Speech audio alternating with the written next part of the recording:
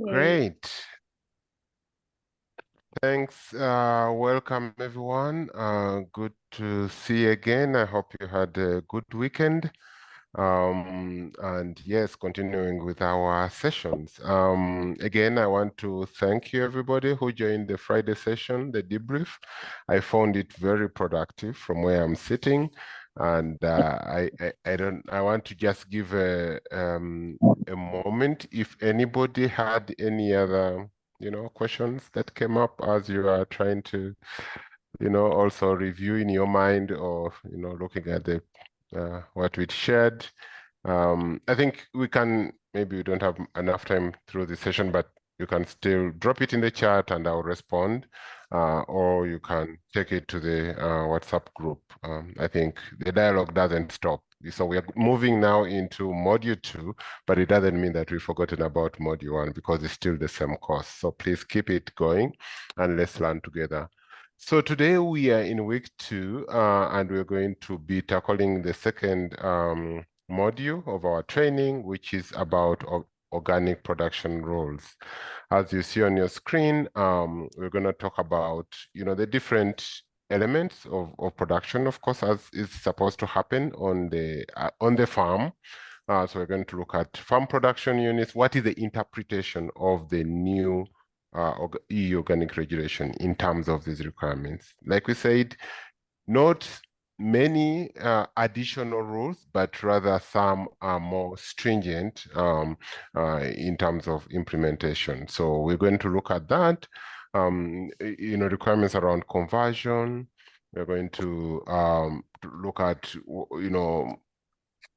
processing, what's required, and many of those details as a farmer is supposed. And again, looking at the whole cycle from planting materials all the way to harvesting and storage. So Olaomi is going to be taking us through that, and we shall have some brief pauses as we go for us to ask questions and to get clarification on what she should have presented. As always, put comments, questions in the chat so that we can easily remember or carry them along as we go.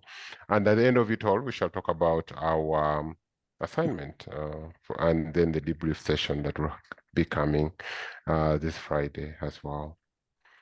Without wasting time, I'll just hand it over. I'll stop sharing and hand it over to Olaomi to take us through the main session. Thanks, everyone. Thank you, Brian. Thank you, everyone. And thank you for coming to this session again. And hope we had a wonderful weekend. So we'll go straight to what we have today, and permits me to share my screen. And like Brian said, please use the chat as often as you want, and also the comment section as often as possible. And if you feel like raising your hand, stopping me at any point, please do not hesitate to stop at any point, and so that we can have a good interaction. We enjoyed what we had last week, so please let's keep it the same. Okay. So can we all see my screen, please? I think, yes, we can see it. At least I can see it. Okay, thank you. So today, like yes. Brian, thank you. So today, like Brian mentioned, we are in module 2, our time flies. So we are going to look at the organic production rule of the new EU regulation. Like he mentioned, and like I mentioned last week, not really many things have changed, but we're going to look at how stricter the rules is going to be in the nearest future for us. So what are we looking specifically? The objective of this model is to look at the production units within the farm and the conversion. Then we are going to look at the organic crop production, which consists of weed management, seeds, planting materials. So all this will be dived into. Then we're going to look at the organic product handling, storage, transportation. So all this is what we're going to look at in the next 2 hours. for us to have an understanding of how it is going to look like in this new EU regulation. So we've gone through the agenda already for today. So I will move over that. And like I said, we need to understand the newly updated production rule of the regulation 2018-848. And this, we have to keep saying that the new compliance are not equivalent again. So we begin to understand how important it is that a lot of stricter measures has to be taken. And we expect that at the end of this module, we have an understanding of what we need to use and also have an understanding of when to use and who we need to contact when we need to use a particular input. So all these are what we're going to dive into. So we go into the first sequence, which is the production unit and conversion. So Organic Production Rule 2018 848 for groups of operators and members. What does it entail? The relevant organic group for the group members can be summarized simply, sorry, my cursor is moving, simpler internal production rule, which are checked and confirmed by your CB. So your CB will be confirming all this that we were going to talk about. So an ICS manager needs to be aware of the EU Organic Regulation Production Rule. As an ICS manager, I will endeavor and beg and plead that you please go to this regulation and then read through it and summarize. It's important that as an ICS manager, you understand the production rule because a lot of weight is sitting on you now as an ICS manager. A lot of authority has been given to an ICS manager, which is different from what it used to be before. So you also need to look at it because of the trainings that should be given to your internal control officers, field officers, and the rest, and even to the farmers. So it's important that you understand we can't really put all the rules one by one the way it is, but we are discussing everything in this module, but you still have to go back and read it very well. The ICS inspectors need training in the internal organic production rule. So if you have not had any previous training or you think you need an upgraded training, I think that it's important that those inspectors, ICS inspectors, are trained over again. You need to give them the training from this new EU regulation. No assumption, not like I think I know. No, there's nothing like that in this new EU regulation. So we have to retrain and retrain and retrain, and that has to be periodic training, like I said, to someone. There has to be a conscious effort of coming back over it again and again for us to internalize all these new measures. And farmers need to understand the basic rules also, the do's and don'ts. And sometimes it will also be good if you can put it in a pictorial form for them to understand that this do, this don't do, so that they are seeing what is expected of them as we move on to this new EU regulation. So what production rule apply to our organic farm members or to as a group of operators? What are the production rules that are important for us? The most important production rule rules of regulation 2018-848 are in Acts 9 to 12. So when you look at the regulation, you just look at Acts 9 to 12, you find all the production rules and you can dive into it. And then Annex 2, Part 1, plant production rules. All the plant production rules, which tells you this plant, this input is accepted, this input is no longer accepted, or this input is accepted for this category of plants, but you cannot use that same input in another plant or another crop. So all this you can find in the plant production rule. And several related secondary acts Regulation 2021-464 on planting materials and recognition of conversion, and 2021-1165 on authorized substances. What are the substances that are now authorized for the new EU regulations, and what are the ones for this? I will engage us that we should look at it critically, because some of the things that we think we know that we were using before, some of them are no longer authorized for certain crops. So also we look, we're going to see that the control in third countries, specifically for third countries, which is in section 2021-1698, especially Act 8, 10, and 24 on high-risk countries, retroactive approval of conversion.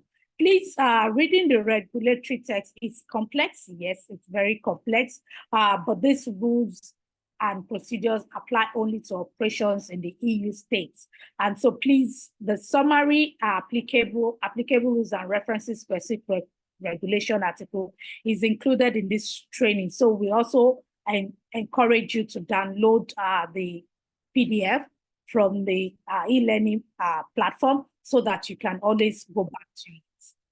Okay. So like I said, if you have the number, ICS manager can find the EU regulation easily by typing EU 2017-1698. You can always get this on the internet. And also when you are looking at it, I don't know why my cursor is moving faster than me this morning. Sorry. When you are looking at it, be sure or be guided that you click on date of current consolidated version. Please, there are many versions online, but always look out for the EU regulation, the most current version. And then you can read through and go through the different acts and different other parts that are there.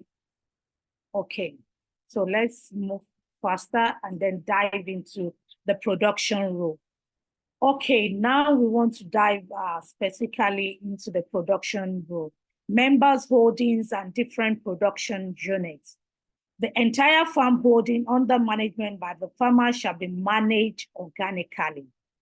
Alternatively, it is permitted to split the holding into clearly and effectively separate production units, meaning that if a farmer has organic units and non-organic production units, there has to be clear distinction in separating the organic units from the non-organic production units made on the same field. If you are producing on the same field and you have organic and you have non-organic, you have to put a distinct recognition in the organic field and the non-organic production side. All crops in the organic or in conversion production units must be managed in line with the organic production rules. You have to ensure that all the rules that we'll be talking about on the production rule, you have to manage, even if you are in conversion, if that plot or the plots that your all the GO members will be having, if they are in conversion, they still have to manage them in line with the organic production rule. Also, all land for production of organic crops shall be in the organic units, including the rotation land, including the land, because specifically as we go on, we begin to see that it is now mandatory also that we have crop rotation as part of the rules for those who do annual cropping.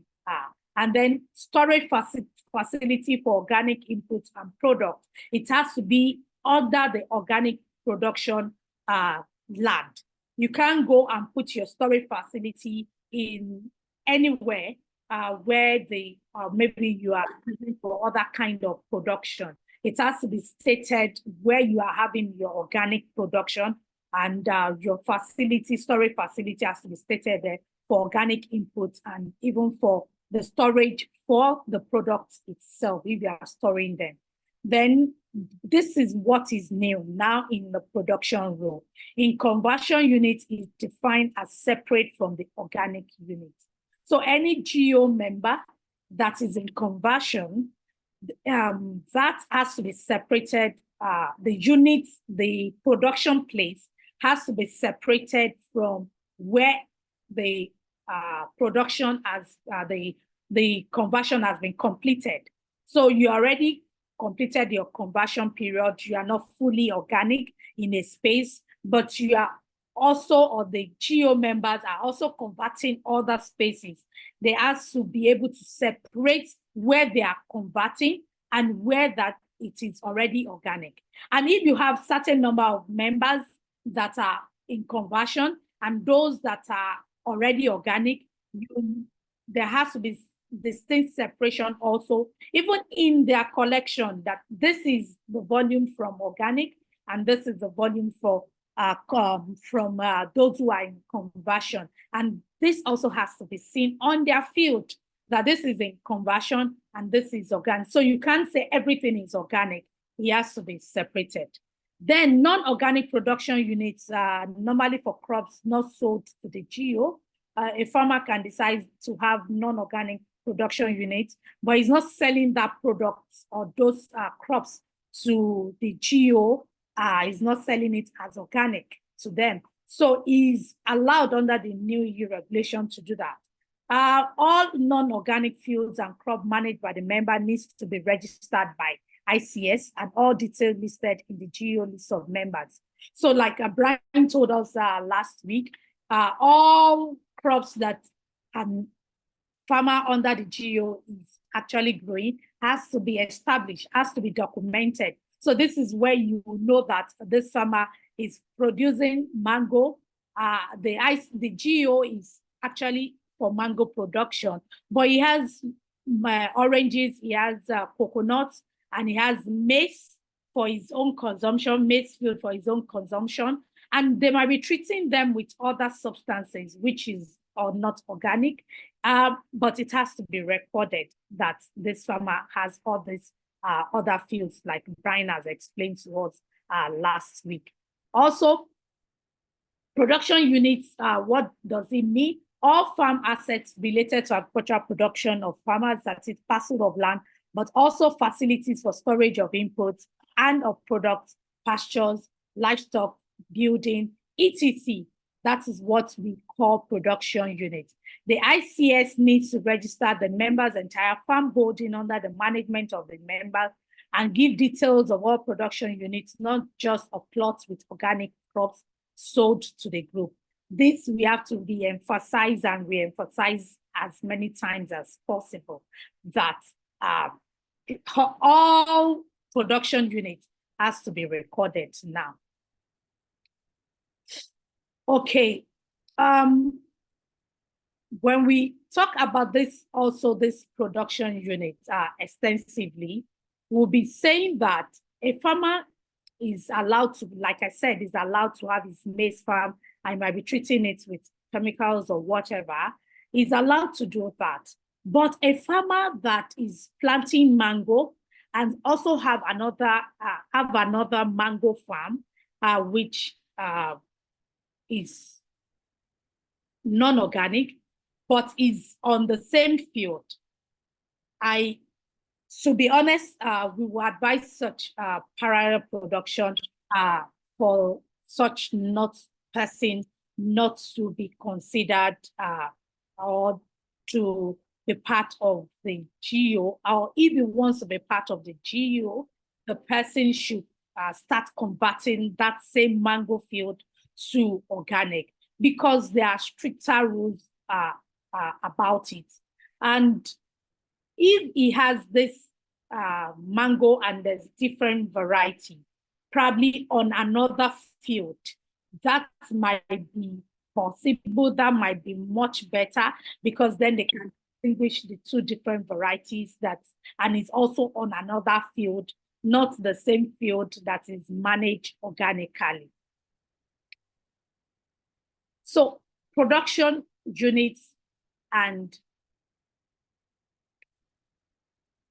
separation of units. The separation of production units as required by the EU regulation since many years, this is not new.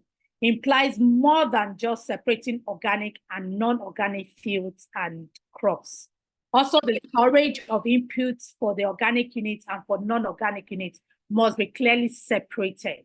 So the farmer has non-organic field as a GO member. He must have two storage units. That is what it simply means. And the storage units for his organic input has to be on the organic production site, while his other storage for whatever production type that is in but is not organic will be put on another side. It cannot mingle all the inputs together, all the things he's using, the what they call it now, the knapsack sprayer, you know, every other thing that he's using, and lump everything together in one storage unit. Now it has to be, and these are things that the CB will be checking. And even as an ICS manager and an ICS inspector that will be doing inspection, these are things that you have to now check very well and ensure that this is separated. And preferably separate tools, especially spraying equipment, which I have mentioned. Your knapsack, it has to be separated. In fact, I tell people that try as much as possible, and even when the storage is separated, try to label the knapsack organic. Put on it distinctly, even though it's in your storage, that is organic, but put on it organic. Why? If you have a large farm and you are not always the one working on it, you still have people that work for you once in a while. Even though we are saying that it's 5 hectares, 5 hectares is also, you know, big enough for you to employ other people. Somebody can make mistake can happen. But when I'm seeing, even though he has gone to the organic storage facility, somebody can still kind of make mistakes. For mistakes not to happen, it's better that we label even the knapsack and label the storage facility as organic storage facility. So it's reading to people when they are coming in that, oh, this is the organic storage facility, especially when you are doing other types, or when the members are doing other types of production. Separate harvesting and on-farm processing of products, clean containers, everything has to be separated. This is very important. Separate storage areas for the final product in case the farmer is storing his product, like the cashew that we were talking about last week. It has to be separated from the non-organic production storage area. All these measures are also very important as precautionary measures to prevent contamination.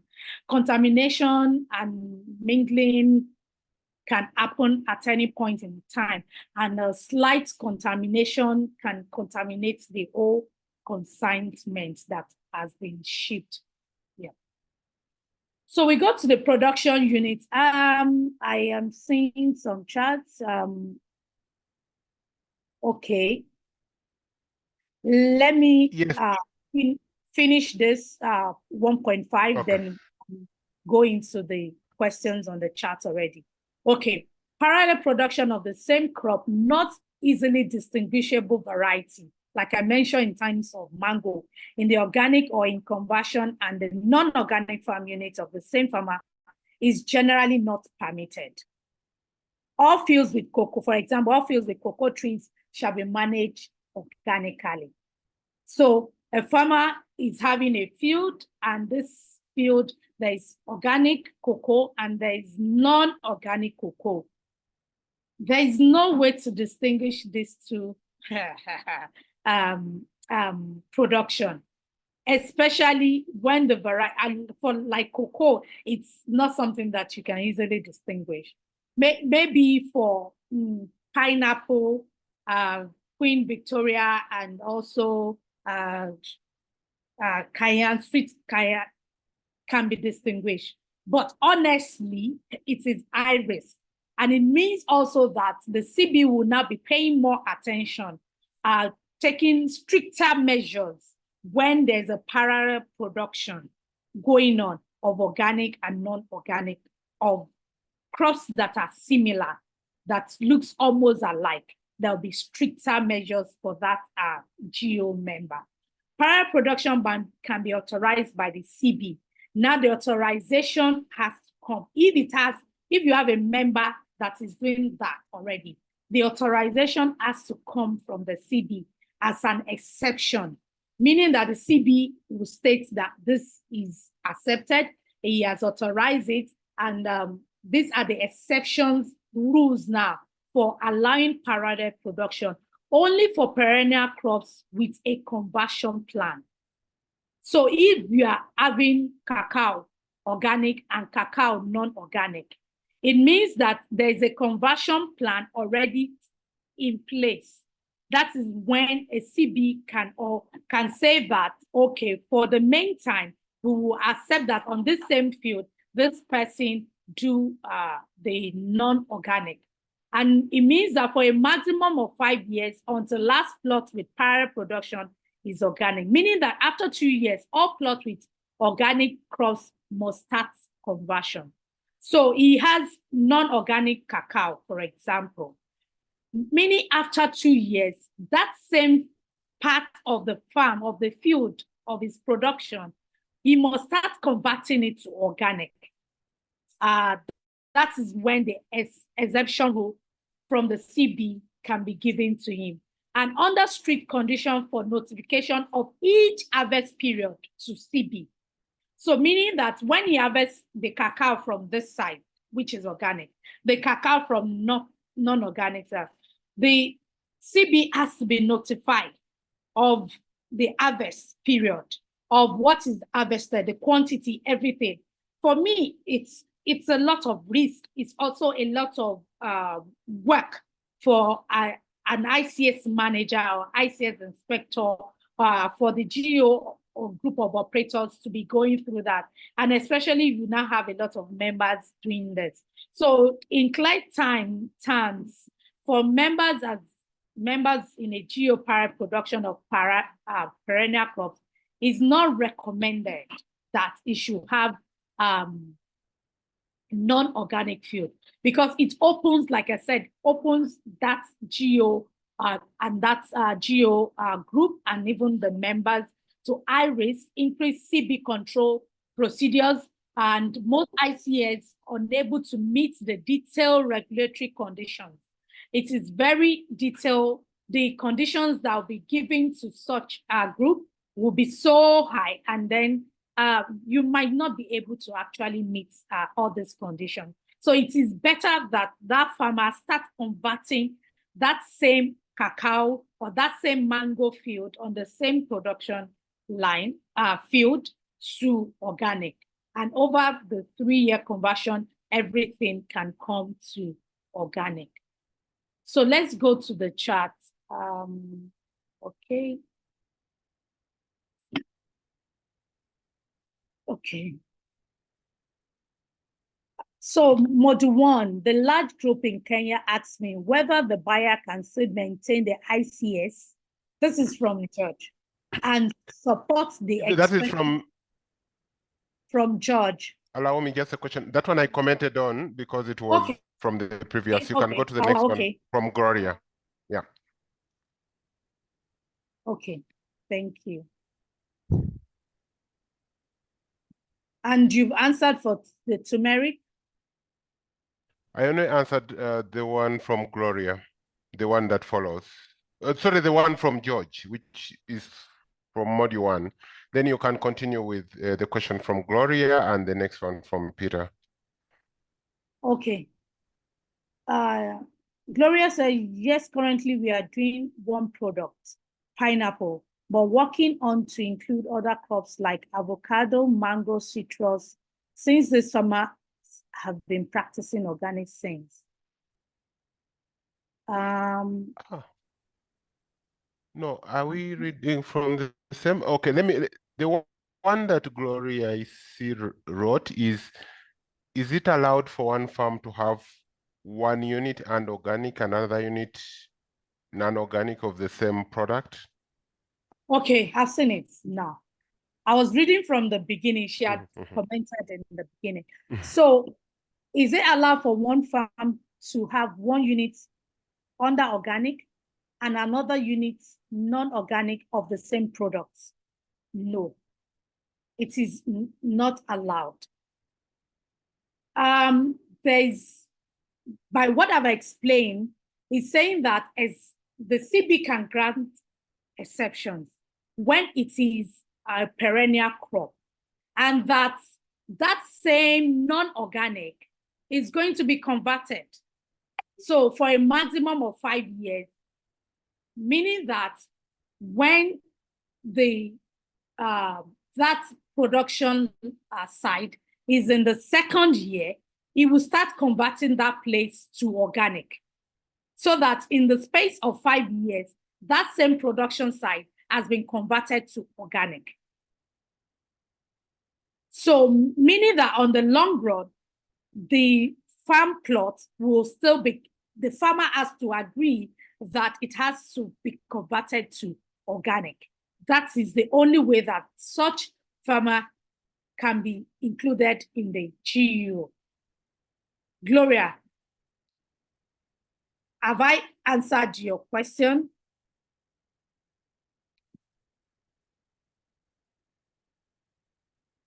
Gloria? Yes, so now, thank you very much. I understood. Thank you so much.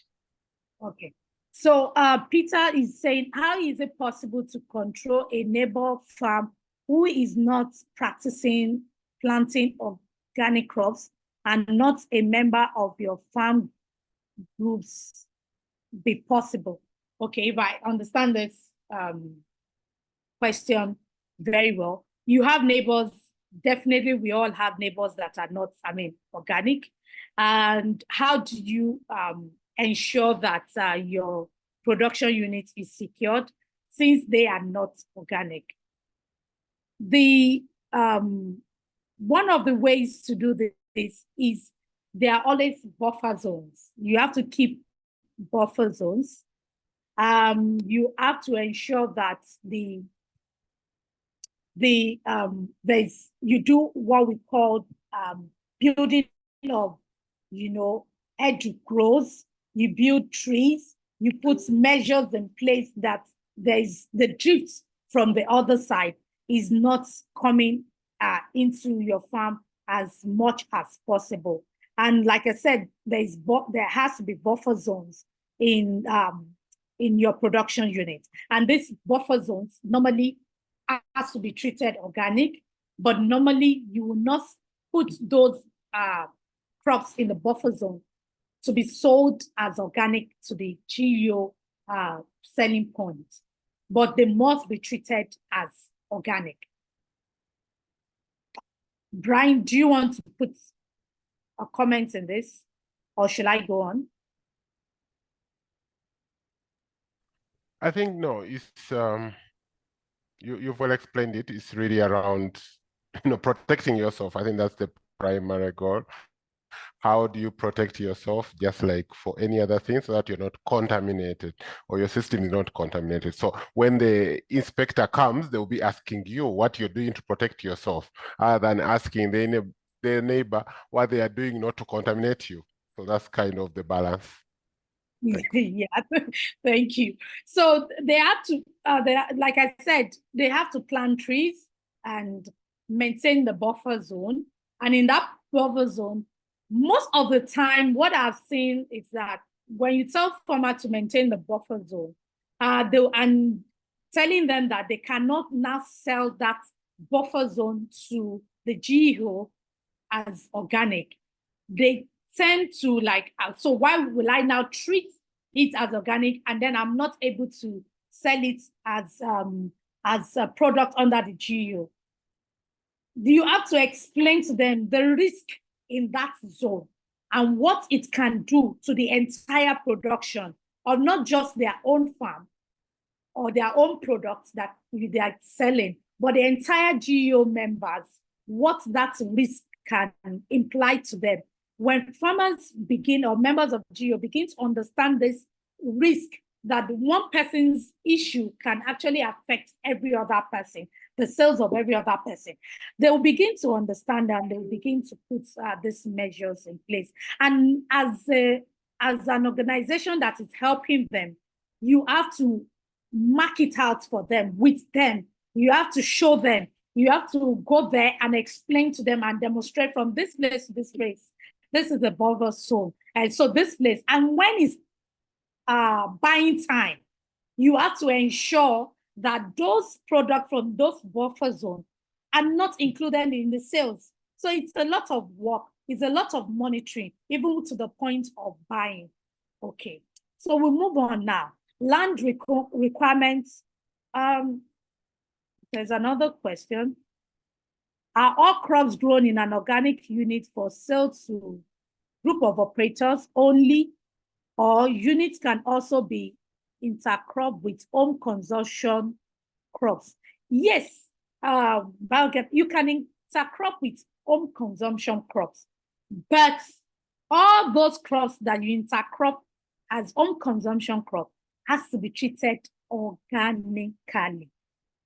No foreign products, nothing that is not accepted. We'll see as we go on. Inputs that are not accepted under the new EU regulation, you cannot bring it to that field now. Even though they are home consumption, for example, it's cassava, it's maize that I'm going to eat at home. So I'm planting it inside my mango or my orange or wherever, my citrus. I have to use any inputs on that maize field for my own consumption. It has to be anything, any input that is accepted, that is authorized under the new EU regulation as plant inputs. So we'll get there now. And this is where it is now going to be stricter, because people planting maize, for example, use diverse things. The duration of the conversion period has not changed. It is still the same 3 years for perennial crops. For annual crops, first organic harvest sown at least 24 months after the beginning of the conversion period. If the land or any crop in the organic field has been contaminated with product or substance not authorized in organic production, including use of treated seeds, your conversion period starts again. This is where it is now. So conversion period will start again if used untreated seeds.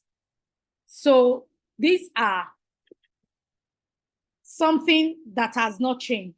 These are rules that has been there, but now probably more measures will be put in place for the CB to know that we are actually following these rules. Then the conversion period and retroactive recognition conversion. This is where additional rules and stricter rules are now and will be enforced. During the whole conversion period, all organic production rules must be met. So a GEO member cannot say, I am doing conversion, but I'll be doing it the way I like. No, all production rules has to be met. The conversion of a land parcel starts with notification to a CB. So as an internal, as an ICS manager, you cannot approve that a conversion of land should start any longer. You have to notify your CB, and the CB has to approve that, that GEO member and approve that the conversion period is starting. Once the CB approves, that is when it is recognized. So for example, a farmer or a GEO member, you started converting since last year, but you did not notify your CB. And now you are notifying the CB this year. When you notify the CB this year, the CB will start counting this year for you. But you as a group of operators, you thought that it is last year. And then in 2 years' time, you will be saying that your conversion period is over. Then the CB will be looking at a different record in your book. So it is only when they approve it, that is when the date starts counting. The CB sets the official beginning of conversion period, like I said. Act 10, no previous period may be retrospectively recognized as being part of the conversion period before notification or application to CB, like I've explained now. A land that is fallow, that you feel that nothing has been used on it, it's a forest or whatever is their natural land, even if it has been for 3 years or even more than 3 years, you as an ICS manager cannot approve that. The GO members cannot say, yes, it is, and then the person is automatically converted and say, oh, it is accepted as organic. The CB is now the one to authorize that this is a land that it is giving the retroactive permission. CBs in the third countries can grant retroactive recognition of a previous period as part of the conversion period, but much stricter conditions.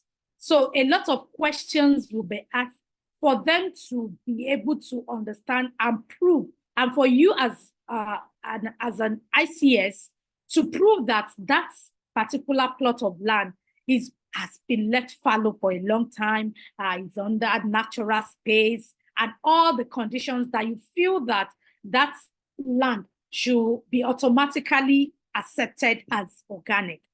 Operator needs to request CB for any retroactive approval of any land parcel, ideally prior to starting production.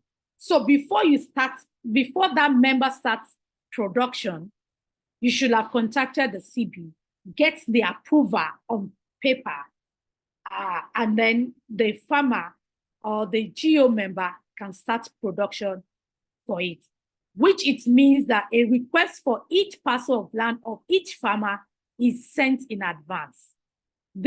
An ICS manager has to take note of it and has to be working ahead of this. Operator, in case of GO for each farmer and each plot of land, must prove that the land units were natural, not treated for past 3 years. You share map of parcel, geolocation, details of ongoing production, so many information the CB will ask, and for just to clarify and they will carry out risk analysis, risk-based sampling, so that they are sure that this particular land is actually qualified for a retroactive recognition conversion. We have another question. So Gloria, okay. So according to the new EU regulation, in such cases, the ICS needs to register those units under conversion as a process to be included to organic units. Yes, please. Okay.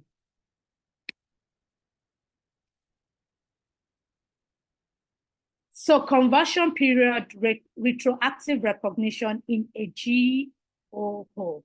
The ICS has to have documented ICS procedures, which I know we have, but this has also, we'll see next week also that we need to improve what we had before because of the new EU regulation. The ICS has to have documented ICS procedure for registration of GOs members or adding new fields or activities for existing members. The procedure needs to be approved by your CB. So now there's there's a lot of approvals by your CB. No assumptions as before. A lot of what we've been doing, and then the CB will approve later. Things have to be approved before we start now. It is the ICS manager's responsibility to approve new members or units, activities of members, but retroactive approval of conversion can only be done by CB. So only the CB can do retroactive approval of conversion. In case of retroactive recognition of part of the conversion period, of a new GEO member or members additional land parcel for procedure in ICS procedure, clarify requirements with your CB. Send requests for retroactive approval of any land, farmer, as soon as possible. ICS, we need to show documentation. I've said this, that this land has been idle. This is what we have been doing in it for the past 3 years, whether it's a forest, it's a natural land. They will ask you a lot of questions, and then you have to provide answer for it to be qualified as a retroactive land that has been approved for retroactive recognition. Livestock on members' farm, organic or non-organic.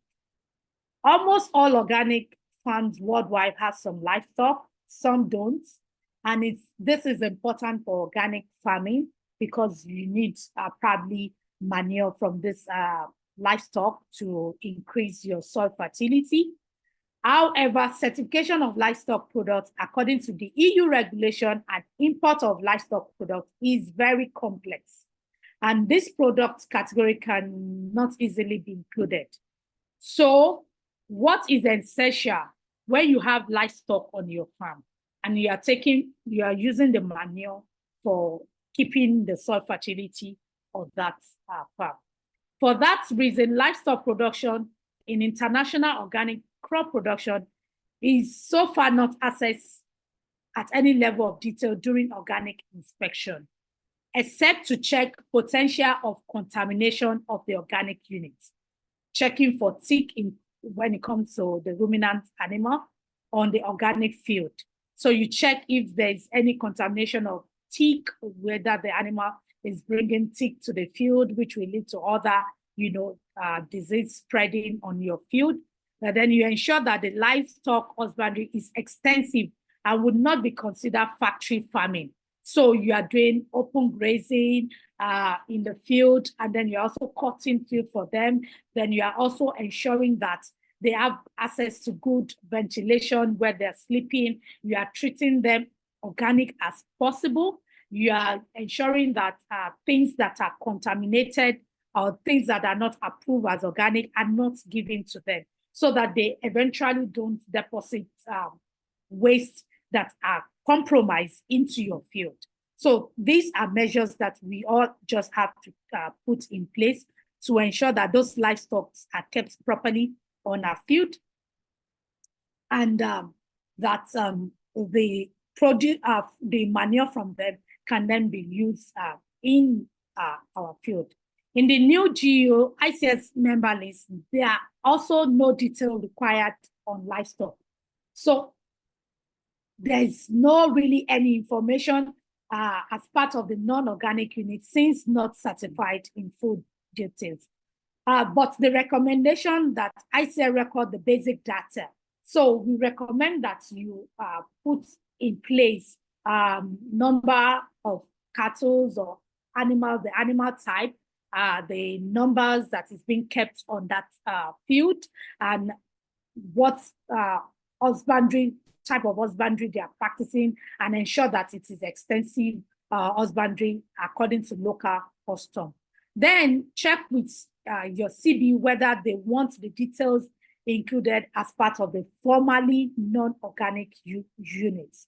So still check with them whether they want it, but we to our own understanding say not likely. But it's good to check with your CB to say, do you want us to include the animal production that our members are keeping on their field as part of the non-organic units requirement? Clarification questions under the production unit. So I will pause here and let us dive into questions. Yes, the questions has been coming, but please, the floor is open now. Let's open our mic and let's speak up in the next few minutes. Excuse me, Koma, please go for it. Yeah, hello. Could you please clarify a little bit more the issue about the side product in the certification of livestock production? The sites, you said sites what? No, side product. It was said that some of the whole certification process of livestock product is quite complex. So it was said that in some cases it could be included as a side product. And can you please explain this part again? So what I mean is not included as side product, that it can be included in your documents, that your CB will require that you include this as non-organic units. You know that what we talked about last week from Brian, you have to give record of even your non-organic units. Now, the GO members have to give record of the non-organic units. So we are saying that you need to confirm from your CB if they want you to put the livestock that you have on your farm as part of the non-organic unit, since they will not be certified as organic, because there's, I mean, it's very complex. It's not usually something that they will want to do for this part at the third countries. So the third world countries. So what I'm saying is very complex, and this product category, meaning that the livestock itself can't easily be included as a side product. So you can't include it under your GO certification. You know, the certification will come, the certificate will come with a list of products that is being certified. So under that list of products that is being certified, they cannot put your animals, whether it's cow, whether it's sheep, whether it's poultry or whatever that you are keeping, or sheep or ram, they cannot put it as a product on the certificates. Koma, do you understand now? Yes. So how should we proceed in this case? That is why I am saying that we need to contact our CBs to ask if we should include it as an information for them for non-organic units. Yeah. But we are saying that likely they might not, I mean, ask us, but it's good to ask them. But knowing fully well that everything you are doing concerning that animal is not synthetic, is not non-organic. So you are keeping those animals organically on your field. They are grazing. They are in their natural habitat. They go out, they graze in the field. You are not using inputs, or we say in animal production, products that is not allowed in organic to treat them, because they will always come to your field to eat, to graze and all that. And they will always also deposit their manure in the field, which can contaminate your product if you are using any substance, feeding them for their medication that is not allowed organically. Brian, you wanted to speak? Yeah, yes, I just wanted to add something quick. So it's just like you register everything on your farm, we have to register animal production. You actually shouldn't even wait for authorization. So like we said, you have to register everything you're producing, either for home consumption, for the market, organic or non-organic. Register everything on the farm, including livestock, and irrespective of how you're managing that livestock. Obviously, as Olawumi said, yeah, animal products, I mean, follow a completely different process, and it's very complex even to export animal products into the EU. So that's why we don't expect that you will have animal products as part of your list of products, or of your list of products that goes with the certification. But definitely, it's a rule that you have to register. Yes, I have so many cows, so many goats, so many things, and this is how I manage them. And normally, in terms of grazing and where you do the spraying, that part will be treated as non-organic, but that's not a problem because if as Olawumi said, even for smallholder farmers, they can have, they can have some non-organic units so long as they are declared. And for livestock, that's okay because this is the risk of the animal product getting into the cells or whatever it is very hard. And the issue of about factory production, which is the intensive part, we don't do. So a lot of what we do is in most of these countries is rather extensive, and that shouldn't cause issues even for the manure that you pick from that livestock unit to put into the organic farm. But definitely you should always register it. Prosper, you had your hands raised before Palmer. Is Prosper? Yes, I wanted to say something with regards to, ask a question with regards to the animal farming, but I think Mr. Brand has touched a bit on that.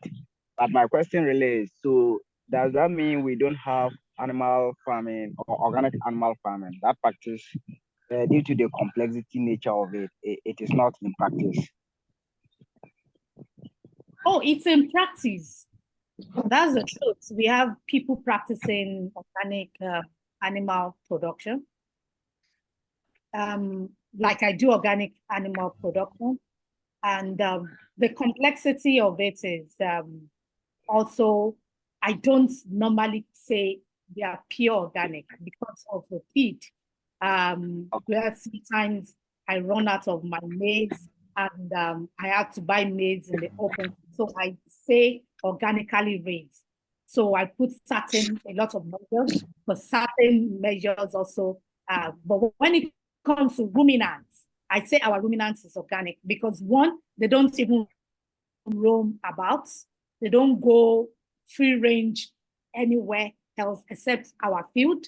So we give them holistic grazing measures so that we control what they eat and what they are being fed, and their housing is kept very well. If we have to treat them, we have a lot of herbs and other things that we give to them, So we can say for the ruminant, but when it comes to poultry, that's where we have a little bit of challenges here and there, because there are no organic feed in Ghana for poultry. So that's what I can say. But there are a lot of, there are people practicing organic animal production. Have I been able to answer your question, Mr. Prosper? Yes, please. So, thank you very much. You're welcome. Roma? Yeah, I still have my doubts because if we have the integration of animal husbandry in our organic farm, but there is not 100%ly. I don't know how much the control organisms or the certification group can find out what kind of medicaments, for instance, medicine is being used by treating a cow that has some problems, and is there rules that you have to put this animal apart so that the manure is not being contaminated? There's many. I don't think there is so many how you call that methods to treat some of the diseases organically, or even ticks. It's not so easy. I've been doing it with neem products, but normally it does not work that well. So what are we going to recommend the farmers how to behave in these cases that they have any disease or any insect pests or other pests attacking their animals? so that the manure at the end is not being contaminated and could be a reason for a rejection of a certification or. So I have my doubts how much rules exist for the use of animal husbandry inside of an organic farm. So I would say, I don't know if Brian wants to say something, but I would say that before you use anything that you think is not organic or it's not commonly used to treat animals, you should check with your CB, or you should have a list of recommended inputs or what drugs or whatever that we give to these animals, and check with your CB that these are what we give our animals for this treatment, for this treatment, for this treatment. And these animals are allowed to graze in our organic perennial fields. So are they approved? Are we approved to use or to continue to use this? So that your CB finally give like a go ahead, because they're still the one that will come back to check you and check what you are doing. So they come back to say that, okay, this is, you can use this, you cannot use this at the end of the day. Brian, do you want to add anything? Yeah, what I wanted to say, of course, Colma, the question is asking is a little bit, I mean, I don't think we can answer it in one sentence or two.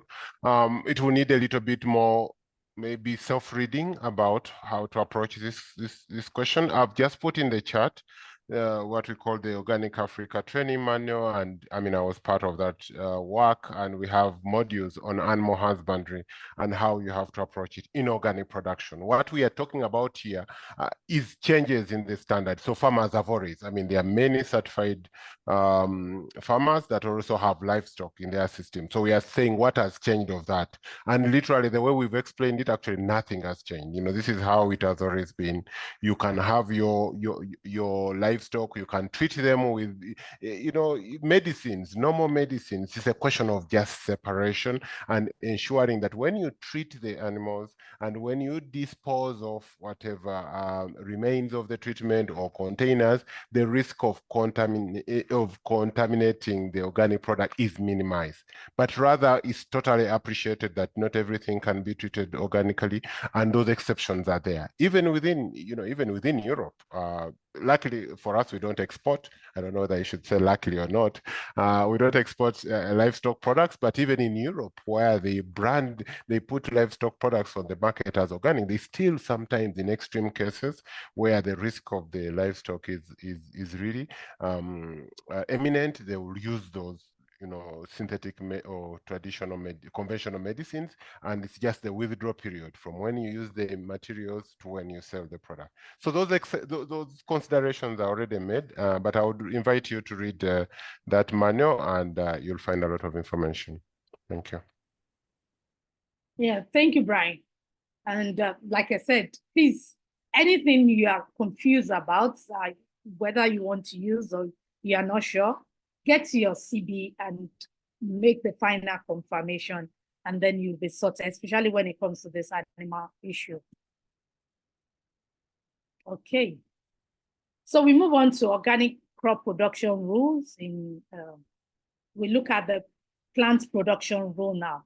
The general requirements, organic crops, except those which are naturally grown in water, shall be produced in living soil, meaning that hydroponics production, this is a big issue that I've been having here with some people. Hydroponics production is not permitted as to be classified as organic in the new EU regulation. Permanent production in containers not permitted. So you can't have a crop permanently grown in containers. It has to go back to the land for it to be qualified or it to be certified as organic under the new EU regulation. It's okay to grow seedlings or transplants in containers, but you have to later plant them in the soil. There has to be contact with the soil. That is the whole bottom line of this condition. The soil is a living organism. The soil or living soil mix with materials allowed with inorganic. So you might decide also to have biochar, all those other material, cocoa peat, or that are allowed in the organic EU regulation. You can add them to your soil or to the mixture and grow in it. And this is what hydroponics. I really want to emphasize this because there's been a lot of, for me, there's been a lot of arguments about hydroponics, why it's not allowed. The EU regulation is not, the new EU regulation is still not accepting hydroponics production as organic. So we can get our GO members or individual farms to get certified with hydroponics. All techniques used shall prevent or minimize any contribution to the contamination of the environment. That is other measures that the CB will be looking at.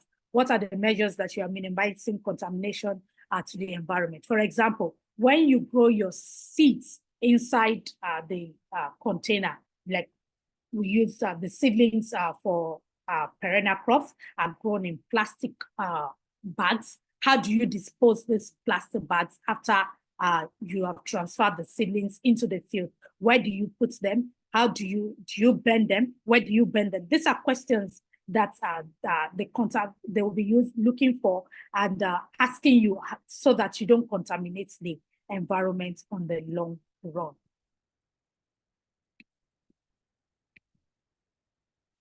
Plant production, plant reproductive materials that we are going to look at now.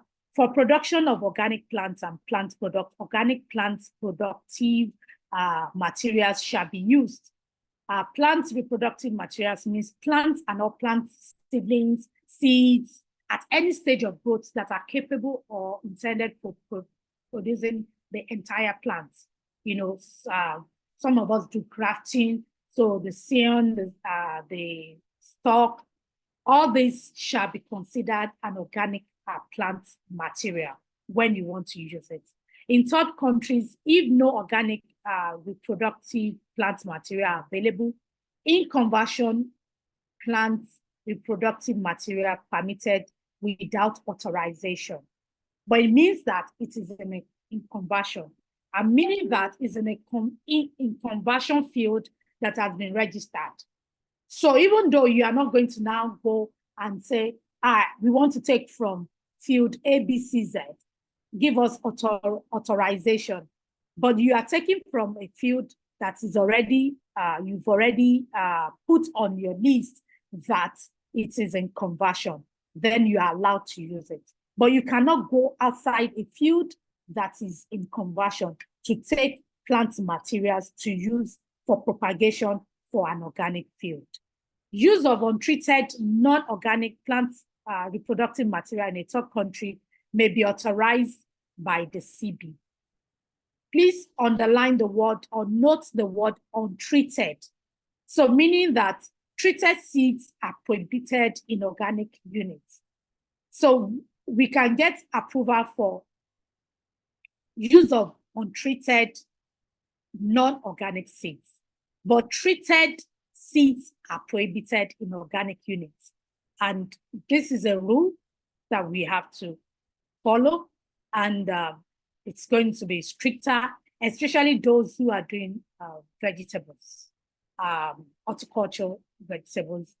This is now going to be very strict when it comes to treated seeds, then using treated seeds. So you have to be able to prove that your seeds are not treated and it is organic or untreated. So only when organic or in conversion plant reproductive material is not, must be authorized before sowing or planting. So when you have plant materials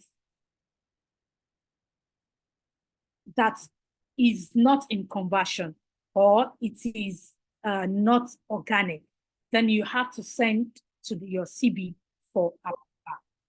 Authorization granted only for one season at a time. So this is majorly for those who are doing vegetables. So you have to keep going for authorization all the time when you are using untreated, non-organic seeds. So every time you want to sow, you go back for authorization, and then they give you approval. That is when you have to, you can use it. Meaning that we have to be ahead in our planning. When for people doing vegetables, they have to be ahead in their planning. So this also implies that we should encourage farmers that are planting their own consumption, for example, maize inside their mango, their orange. Save seeds from that, the ones they have planted, and keep using it. Because if all the time now they want to now plant what they will eat, and they have to request for authorization, it's going to be a lot of work. So saving the seeds that we have from the field that is certified as organic will be a lot easier for them to keep growing their own consumption food inside the organic certified land. No GMO products can be used. Still, GMO products produced from or by GMOs shall not be used in organic food or feed. This is something we already know in organic. This is something that has always been, and still it is, that no GMO products or seeds can be used in an organic field. Operators using non-organic farm inputs purchased from third parties shall require the vendor to confirm that those products are not produced from GMOs or produced by GMOs. Note that your CB procedures for approval and GMO-free declaration. So you should note your CB's procedures for approval on inputs for declaration that GMO products are not being used inside those inputs.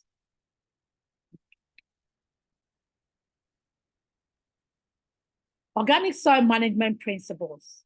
So now, not really that anything has really changed in this rule now, but it's just they are going to be emphasizing and checking, and a lot stricter than before.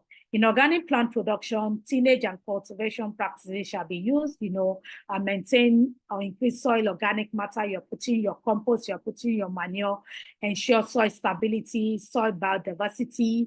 Monocropping is not encouraged in organic. So you're doing a lot of biodiversity, whether it's flowers that you are putting, whether it's hedgerows, whether it's trees that you are planting to create this biodiversity in your farm. You are preventing soil compaction and soil erosion, doing a lot of practices that you are training your GO members to imbibe, so that they can maintain the organic integrity of their field. They are maintaining and enhancing soil life in the field by doing different practices, green manure, planting legumes over time in their fields, nourishing plants primarily through soil ecosystem. External inputs shall be kept to the minimum. This is where the rules now will be emphasized. Once a farmer is a GO member is able to maintain all the natural ways of keeping the soil fertile, then the use of external inputs or external fertilizer then can be minimized. So the first issue should not be the external inputs that they need to buy. They need to create a lot of practices. They need to use a lot of practices in their field first before they now go for external input. It is when all those other practices, they have used it and they still have issues or they're not getting results, that then they can go for the external inputs. So compost, crop rotation, like I said, crop diversity, all these practices that we have been using in organic should be enforced and should continue to be used. And it is when all these practices has been done that the farmer is not getting results. That is when they go for external inputs. And then also external inputs should be purchased as a group, so that they are purchasing and then distributed to the farmers, so that they are using what is allowed, and they don't go out of their way to go and buy what is not allowed and use on the farm. In all cases, by application of livestock manure, organic matter, compost, all type of preparations that we make in organic, that we use natural materials to do, they are what is now really encouraged, and which the CBs will be asking you what you have done. For those who are doing perennial crops, you need to plant diverse other crops apart from what you are exporting. The use of short-term green manuring and legumes. So also it is essential now that we plant legumes in our fields. At least once a year, you need to plant legumes. You can use it as either as green manure, or you can use them as cover crops in your fields, depending on what you are producing. For the annual crops, there has to be, it is mandatory that they include leguminous crops as main crop or as cover crop, since they are doing annual crops. At least once a year, they have to plant a leguminous crop, either as cover crop or as a main crop in their fields, and other green manuring crops can be used over time. So if a farmer or a group of operators practices all these diverse different soil fertility measures, we believe that they are able to overcome their soil fertility issue. They are able to improve their soil over time, and then they will not necessarily need an external input, except for certain crops that we grow anyway. Use of fertilizer and soil conditioning. Total amount of livestock manure that is allowed is 170 kg nitrogen per hectare per year. Preparation of microorganisms and biodynamic preparations may be used. So a lot of these natural preparations, using manure, using cow manure, using goat manure, mixed with other elements, mixed with plant material that we use, that we prepare on our farm, is now being encouraged more for farmers to actually practice this and use a lot of materials that they find on their field to nourish their soil, cover the crops, the soil as much as possible using cover crop or other materials to reduce soil erosion. So all these measures should be put into place. Only if the nutrition need of plants cannot be met by crop rotation and application of livestock manure, organic compost, that is when the farmer group or the GO use of fertilizer and soil conditioner authorized for use in the EU Organic Production List Regulation 2021-1165 will be allowed. So meaning that as an ICS manager or ICS inspector, you also are aware of this list of what is the fertilizers, the soil conditioners that are allowed on the organic field. All of the products and substances listed in the Annex 2 Regulation 2021 may be used in the organic production as fertilizer. So we are saying that composted or fermented mixture of vegetable and that animal manure, not on factory farming. Products by and byproduct of plant origin, your shea butter cake, your cacao husk, your oilseed cake. This can be used to formulate different products to be used on your field or on the members' field. Microorganisms to improve soil conditioning or nutrients available. Then we have some external, inputs, soft ground rock phosphates, calcium carbonates. All these are listed in the regulation, and we need to check that. And also, any off-farm input product should be checked and authorized by your CB for use in a GEO before any member can be authorized by the ICS to use it. So if you find any product that is not listed and you feel you want to use it, please check with your CB before you go on to and let them authorize the use of it before you allow your members to use it. And this also, like I said, should be purchased in a quantity that will be enough for all the members so that everybody's using the same product at the same time. So, Mr. Prosper, you have your hands raised before. Yes, but I want to find out whether mulching is also encouraged as yes, one of the soil fertility. Yes, mulching is another very good practice for covering the soil. Mulching is really encouraged, not just for soil fertility, also to improve, to reduce soil erosion. Mulching is important because we have soil erosion either by wind or by water. So when we mulch our soil, it reduces the impact even of rain or water getting washing away our topsoil. So mulching is encouraged. Yes.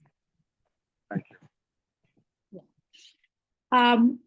So I will come to the question. I can see some questions. Sam Olaomi, I have a suggestion because of the time that you just continue and then we shall run through the slides at a go. Okay. The question, sorry. Yeah, thank you. Okay. The prevention of damage caused by pests and weeds shall rely primarily on natural enemies, suitable species and variety, crop rotation, cultivation techniques, mechanical and physical methods that we have always used. Only when these measures are not sufficient or in case of an established threat to the crops that the substances authorized in Annex 1 of Regulation 21-1165 may be used. So after you have used different methods, and that's why the regulation is encouraging more natural practices now. That it's when all these natural practices have been used and then you cannot actually overcome the challenge, that is when you go for external inputs, and external inputs that is authorized in the regulation shall be used. So also we have traps, we have other methods that we can use. Biodiversity is another method that we can use. So, like I've mentioned over the period of my talking, Mr. Prosper, what you asked, mulching, cover crop, weed management by mechanical measures, crop rotation is another measure that we can use to combat pests so that pests are not deposited in the soil. Use of well-adapted and pest-resistant varieties is also encouraged. Use of homemade preparations. That's why I'm saying again that natural materials that we can make is now encouraged, that the farmers make all these preparations. They use it, and it is the procedure are actually also put in your ICS manual to guide them. And also because this ICS manual will be approved by your CB, so they are informed that this is what you use, this is the preparation, 2 kg of this plus this kg of this is what you use, and then this is how the farmers are applying it on their field or when they apply it on their field. So this information is already available in your ICS manual, and then the farmers also can always go back to this material to use over time. These are all the ways that we can ensure that we control pests and weed management on that smallholder farming system. Then we go to the authorized substances. Only the product and substance listed in the annex, I've said it, may be used. Many substances have very specific and new conditions. For example, we have some products that have been allowed to use in some crops before, like ethylene in pineapple. Now, ethylene in pineapple is not yet approved. We can no longer use ethylene in pineapple, but the same ethylene is approved to be used in potato. So we need to look at these regulations properly and look specifically, some of them that have been aligned that they can be used for certain products. That's why I say that assumption, we should not assume that we've been using this before. So now we need to go back and refresh our memories, because some of the things that we used to use are no longer being allowed, like the ethylene that is used in pineapple. New approval is needed for it to be used in pineapple. And as of today, the approval is not yet out for ethylene to be used in pineapple. So meaning that as of today, we cannot use it until the new approval, if it is approved, is used, because there's a lot of argument that is on this. So please go over it and then check what is approved, what is not approved, what we have been using before, whether it's on the list or it has been removed. So we go to special cases, wide collection. Wide harvest of plants is considered plant production under the new EU regulation, but some wide collection projects have some overlap with agricultural production or have similarities with the group of operators. So for example, share nuts, for example, the farmers, they go to the wild, or the collectors, they go to the wild to collect share nuts. But also they collect this share nuts from where they are farming, probably around their house, or they have like 10, 20 share trees on their farmland, and they are actually collecting those share nuts and adding it to the ones they have in the wild, they collect from the wild. It is essential now that these collectors or these farmers are put into a GEO of operators to ensure the integrity of what they are collecting, and the product also from their agricultural holdings, if they grow the same crop which is collected, or if they are collecting it in the places where they are growing their home consumption or even crops they are selling. So they are put into a group of operators to ensure the integrity of what they are collecting, and they are being monitored, and that they are following the organic principles from where they are producing and where they'll be collecting these sheds. I know this is what Ideal Province is doing, and this is one thing that we have to take note very well when it comes to the share collectors in the north, that they are collecting. They also collect from where they produce their main crops for home consumption or for sales, and so these places also have to be treated organically. Livestock, beekeeping and aquaculture. The Act allows group of operators certification of farmers as well as operators that produce algae or aquatic animals to be under the GEO. Livestock production is defined, we've mentioned that. So beekeeping, livestock production, small beekeepers can be certified in the GEO as a member, and it can be on the list of their product that they are doing beekeeping, they have honey. So this is also essential, and meaning that that land, that production area that the beehives have has been captured in their detail also, that they have beehives in the production area. So tropical plant production, we have this manual, the one Brian actually dropped the link. Under this, we have that it has been developed by FIBO some years back. You have a lot of information on soil fertility. That each product also of that we grow specifically in Africa, they actually dive into the production of this product organically. And so it's important that we can also look at this production and methods that has been discussed there.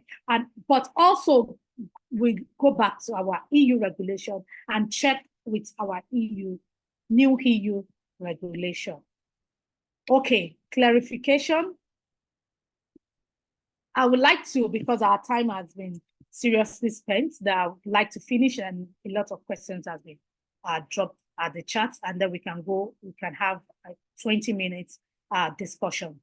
So rules for handling organic product storage and organic no ionized radiation. I mean, these are basic rules I think that have been in place. It's just that it's going to be stricter and they're going to be checking more than ever before. Only specified products will be allowed for cleaning and disinfection on farm production, processing, and storage from this year, which is included in the regulation. So we need to check the regulation 2021-1165 to check what are the cleaning and disinfection inputs that is allowed. Then this is what we should start using from this year. And during storage and transportation, detailed rules on measuring and collection. This is found in Annex 3. Please ensure that we go through this and check. And record, including stock and financial records, shall be kept to allow check of precautionary measures, traceability check, and mass balance check. This record has to be intact. And we have to ensure that we keep all records very well. Products shall be labeled as organic and always kept separate for those who are doing, parallel production or doing other kind of production. GEO members harvest and post-harvest handling. Members must observe organic production rules during harvesting, during storage, during processing.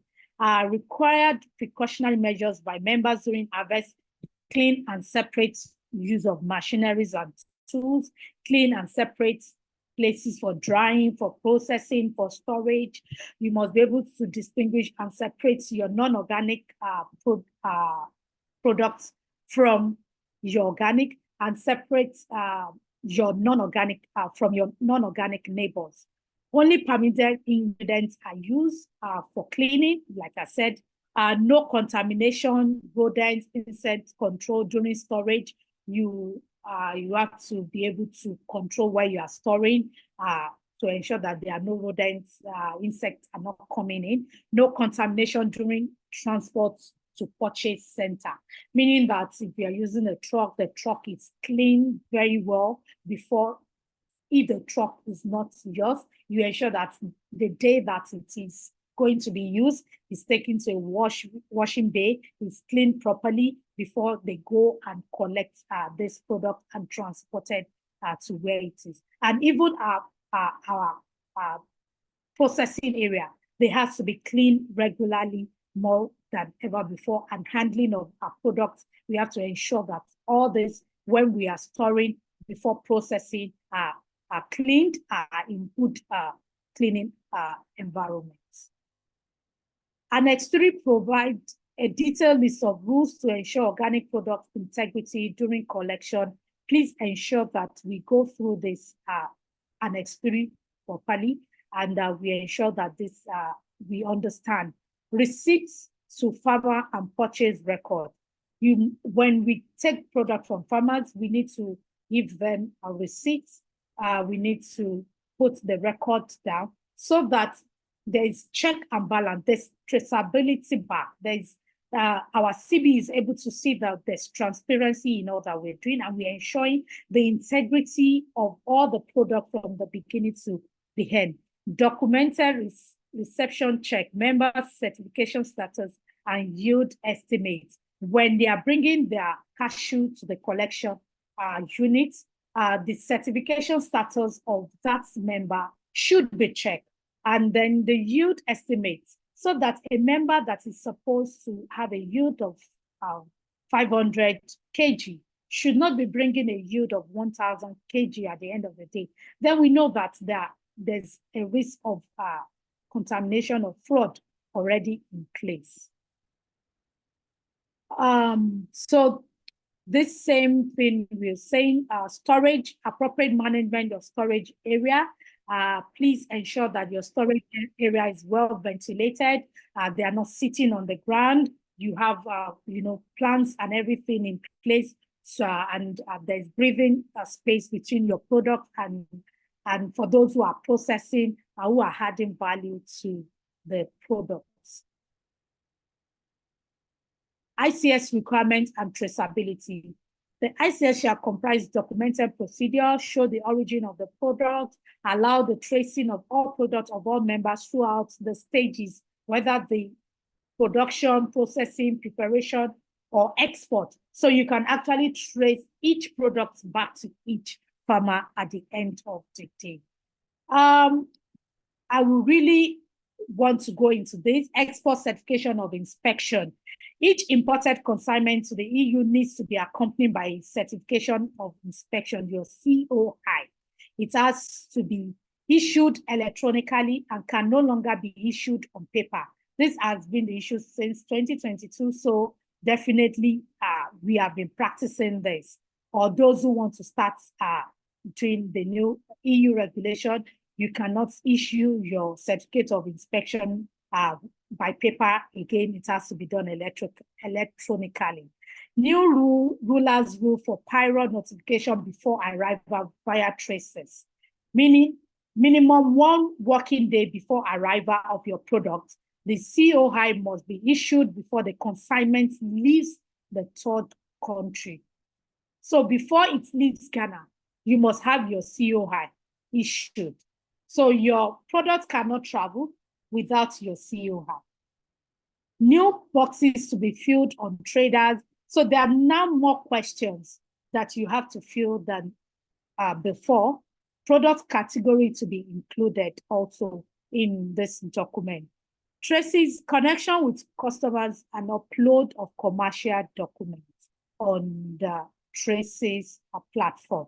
So it is more work, like we are emphasizing. There's more work to be done. There's a lot of work that has to be done than ever before. So I'm going to stop at this, not because I can say a lot of questions, and it's better we dive into the questions than things that we can read or that are rules that we already we know before. Okay, Brian.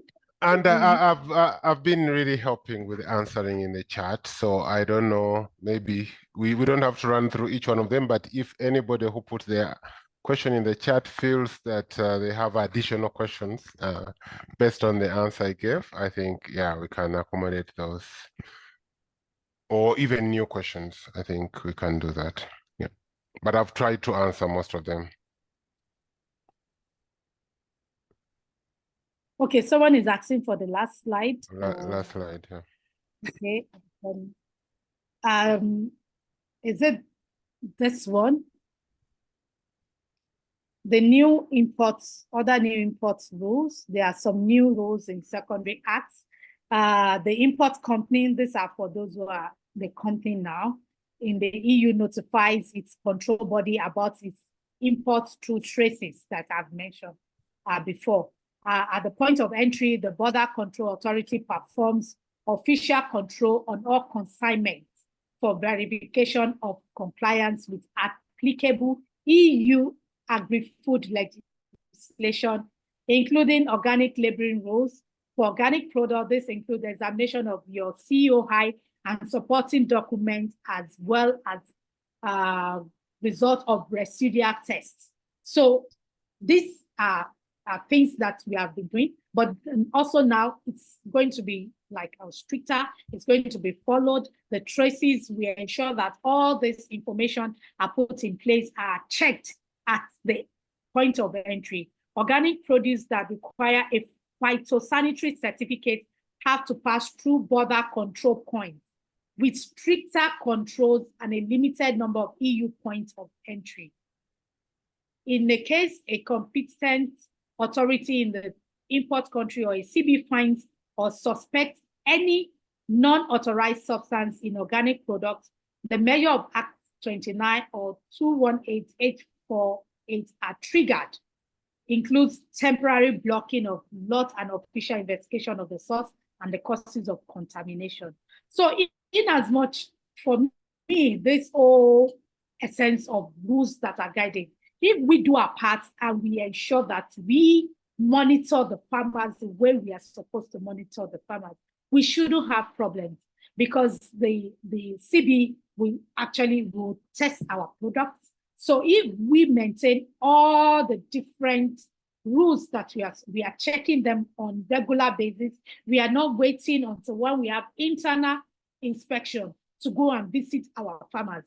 We are having, different times and different ways of checking them, especially points whereby we know that it is, we call them dangerous zones. Maybe it's the flowering stage or the fruiting stage, depending on the that we are actually producing. We know all the stages where it is critical for us to ensure the integrity of the product. If we are doing all this monitoring, we will be able to scale through all this clearance at the end of the day, and we'll be able to actually get our products into the EU following all this regulation and the acts. Koma, you have from Koma, yeah. Yes. No, I just wanted to ask whether it was possible to answer the questions that were done in the chat here on in the whole group, because some people don't follow the chat while we are following the presentation. So perhaps it would be good to hear the answers, or so we can eventually discuss on these points. Thanks. Okay. Brian, will you help me? I'm trying to. Yeah, I think I can do, because I answered some of them, and again, I hope we have enough time. So one of them was from BioUganda. They were asking, how can GOP members measure the amount of nitrogen they can get from their animal manure? And my answer in the chat, ideally, yes, farmers would not measure this, and I doubt even whether you or me can do that. But as the ICS, again, as approved by the ICS manager, we need to provide guidance, because this is now a requirement that we can't exceed certain limits. How do you do that? It's, and again, it's contextual. So we have benchmarks, and this, people have done this analysis. What I've put in the chart as 5 kilograms of nitrogen per 1 ton of cow manure, that is best case scenario. In most cases, there's less nitrogen, depending on how you feed the animals, etc., etc. But even if we use that, a high level benchmark, you see that to reach the 170 kilogram limit, you need 34 tons of manure per hectare in a year, which I doubt none of our farmers can actually reach. But in your guidance, you write a requirement that farmers, under your soil fertility management, that farmers shouldn't apply more than 34 tons of manure per hectare per year. And so when, again, using their best judgment, your field trainers, when they go out to the farmers, they should be able to demonstrate what a ton of manure is, and how it is, and then they can estimate them what 34 tons and is kind of as the benchmark. So this is really internal interpretation that you have to do and be told to the farmers in a language they understand. At the end of the day, I don't know how they call nitrogen in most of our languages, but there's a way we can frame it so that farmers understand it. If you talk about the tonnage of manure they can't put, or the maximum they can put, then farmers will understand. And for you, if you demonstrate that to the CB, then you've demonstrated that you are compliant. So if I had, like you were saying about demonstration, as an ICS manager, if we are able to, if you can bag a manure and say this is 50 kg, if you say 50 or 100 kg, and you know what a ton is, how many kg makes a ton, so you can literally say to a farmer that if you have this size of bag times so numbers gives 1 ton, because some of them are not, I mean, really exposed to all this tonnage that we are saying. But if you put this measure in a bag and say, okay, this is 50 kg times this number of bags equals 1 ton. So if you apply this number, this is 1 ton already that you are applying to 1 hectare. So they will be able to visualize what you're actually expressing. And then they will know, I have added 5 bags. I have added 2 bags. So when they are talking to us and they say, I added 5 bags, you can actually know that this is the number of tonnage they have added. Yeah. Mm-hmm. Thank you. And the other question from somebody was, are pheromone traps allowed? Yes.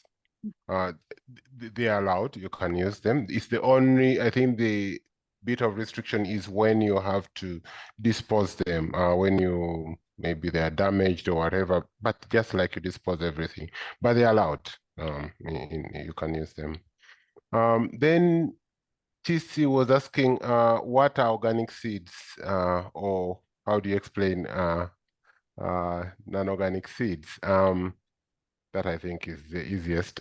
Put in the chat.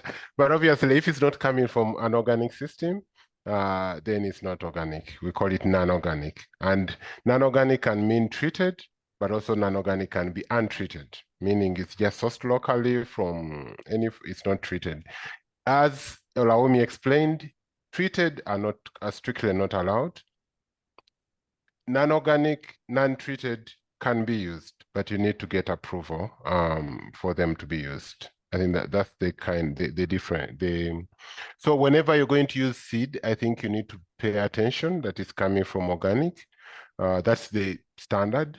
But if you don't have organic available, then if you have to use non-organic, then you have to write to the CB. They get you the approval. Yeah. And maybe as a general rule, I wanted to mention here. So for anything, any exceptions of the rule, they need to be approved by the CB. I think let's get that as a general principle. So for example, for seeds, the rule is to grow an organic crop, you need organic seed.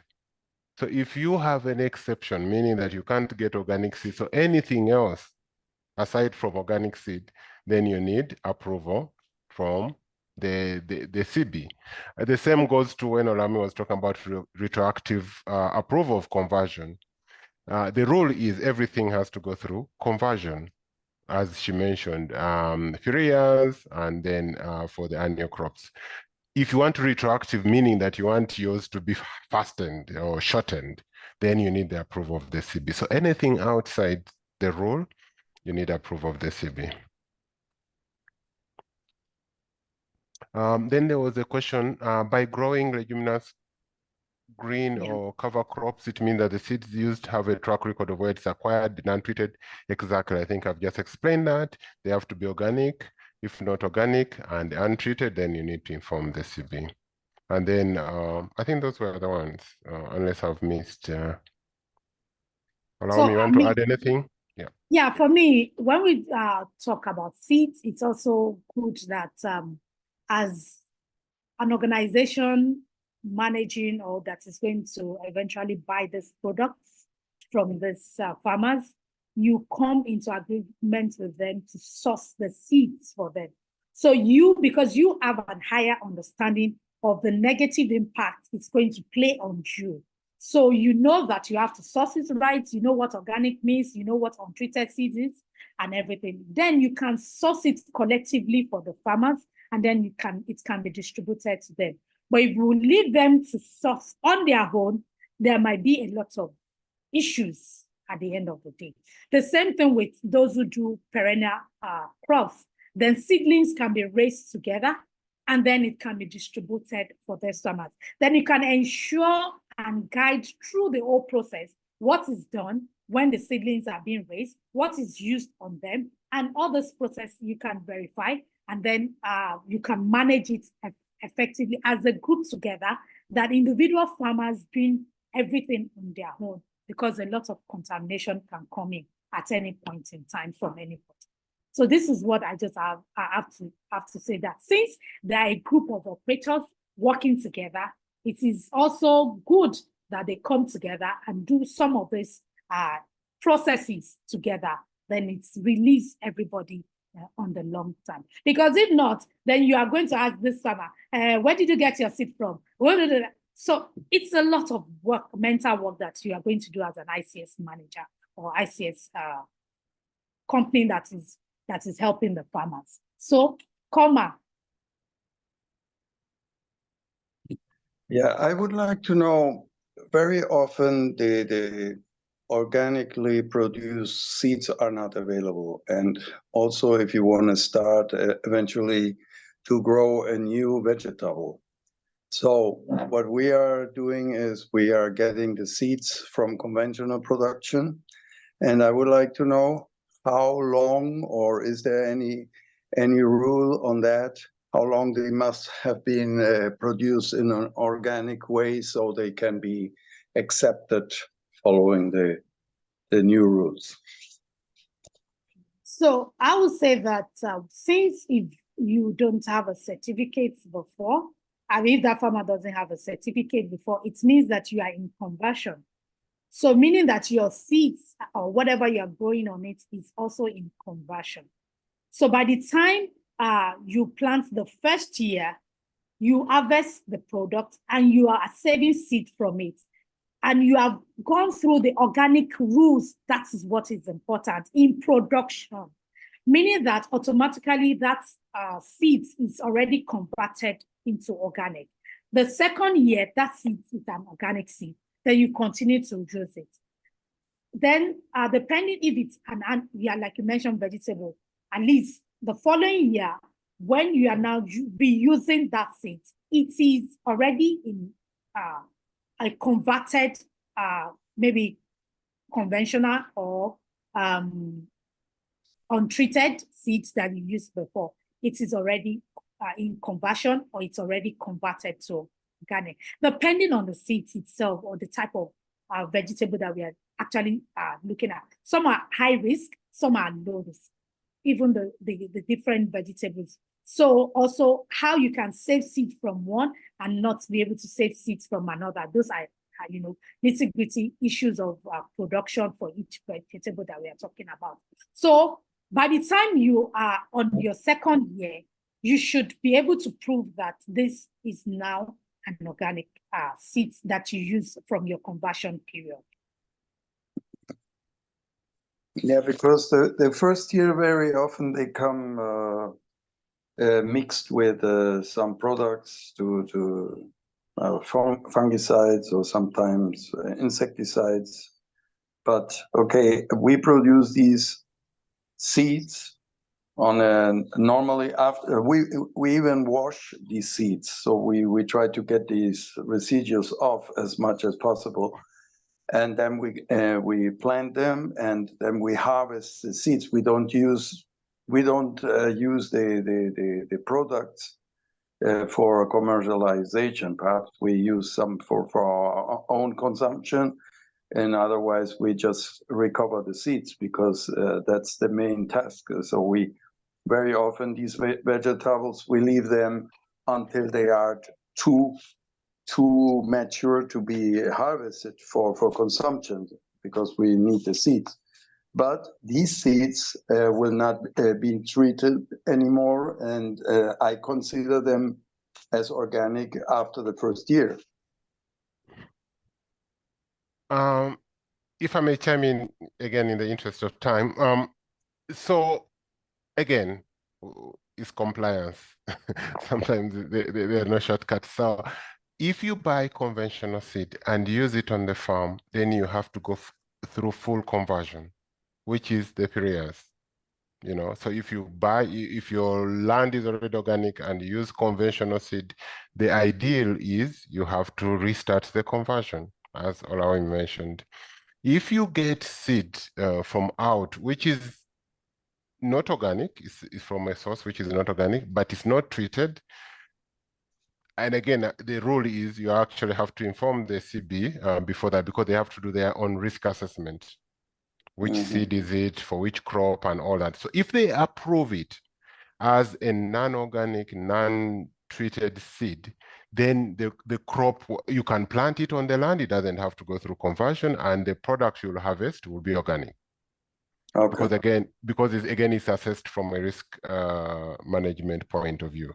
So the rule is, if you are getting, and I think which can save you a lot of this, if you're getting seed outside your system, meaning it's not from an organic source, just inform the CB. I plan to get this seed for this crop from ABCD. This is the quantity, and this is where I'm going to use it. And then they will advise you accordingly.